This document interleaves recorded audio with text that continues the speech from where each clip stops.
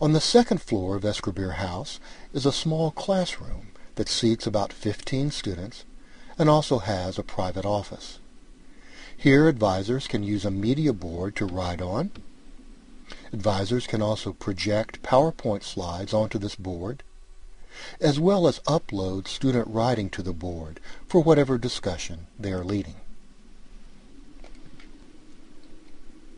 In addition to Escobar House, we also maintain a PowerPoint area and sandbox.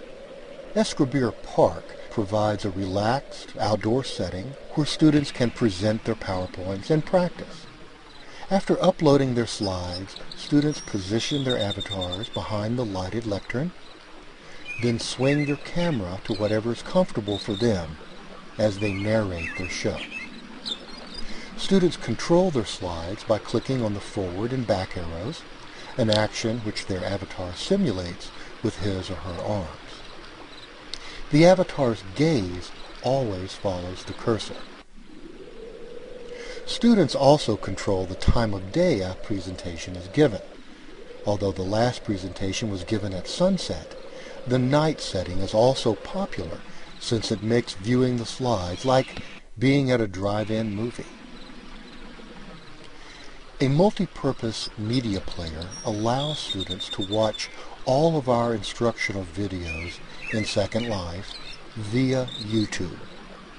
And Shoutcast provides live streaming audio and live video when needed. A third slide presenter serves as an archive of student PowerPoint presentations. One other place provided for students to present their PowerPoints is the MPod, installed above Escobar House.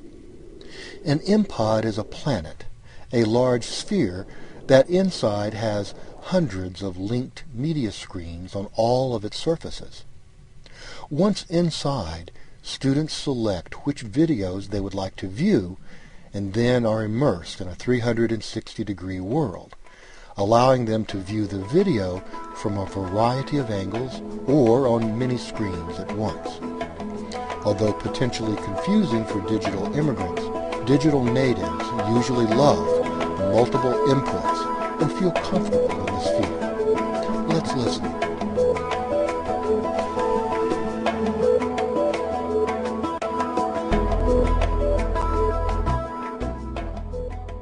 Hello to everyone on the Tech Committee. This is David Taylor.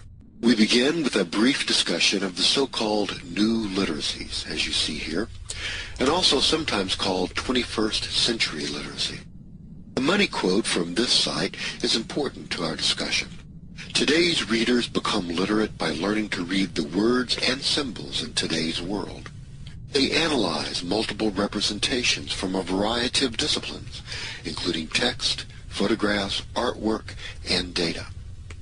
Put another way, 21st century literacy is the place where oral, and digital literacies merge.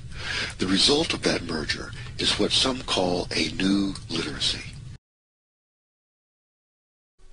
A new literacy. Maybe this is a good time to ask, why all of this stuff? Are we supposed to be teachers or technologists? The answer, of course, is both, and neither. We as teachers are attempting to evolve, just as we have always done, along with the needs of our students. Whatever being a writing teacher in the digital age requires, whatever digital natives or digital immigrants require, well, then that is exactly what we should consider doing. There can be little doubt today, 2009, that we are witnessing the birth of a new digital literacy. Or, as the New Media Consortium put it in their report on the 21st Century Literacy Summit, A Global Imperative, a profound shift is taking place in the way people communicate and express themselves. A new concept of language and what it means to be literate is evolving. But another answer to the question of why all this stuff is numbers. As the Sloan Consortium has been telling us for a number of years, online enrollments are growing many times faster than overall enrollments. One significant driver of these numbers is the for-profit schools. According to EduVentures, an education industry research firm, online proprietary schools are projected to nearly double their market share again in the next 5 years. Numbers like these make a decision to invest our resources and ourselves into technology a relatively easy one if you're an online educator. And it looks like soon a lot of us will be just that. And indeed, student access is cited as the #1 reason for schools to develop online offerings. In short, either we provide digital education to students or our competition will.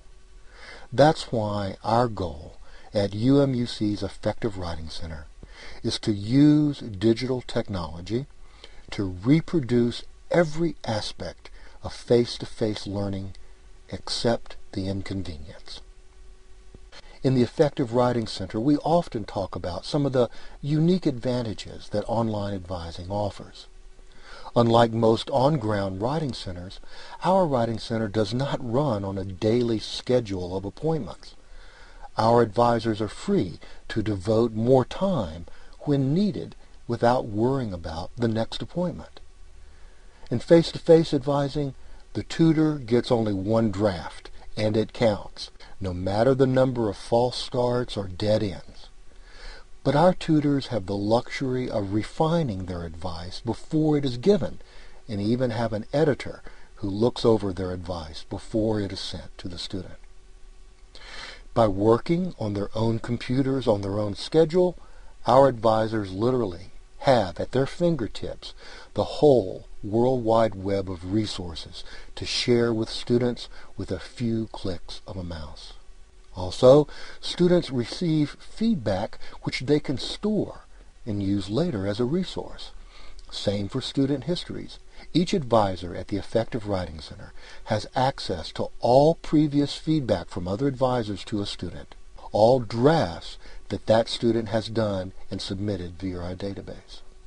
Students whose egos would never let them darken the door of an on-ground writing center have that stigma removed with the relative anonymity of online advising. And what about the downside of social chemistry between student and tutor? Some great writing tutors are not the most social creatures in the world. And of course, our students have 24/7 access to our services. No matter when they submit their work, even over holidays, we promise a 24 to 48-hour turnaround. I'd like to end with this quote from one of our European writing advisors. She wrote, "Both online and face-to-face tutoring can offer students the same quality of advice. At UMUC, our goal is to make that a true statement every day."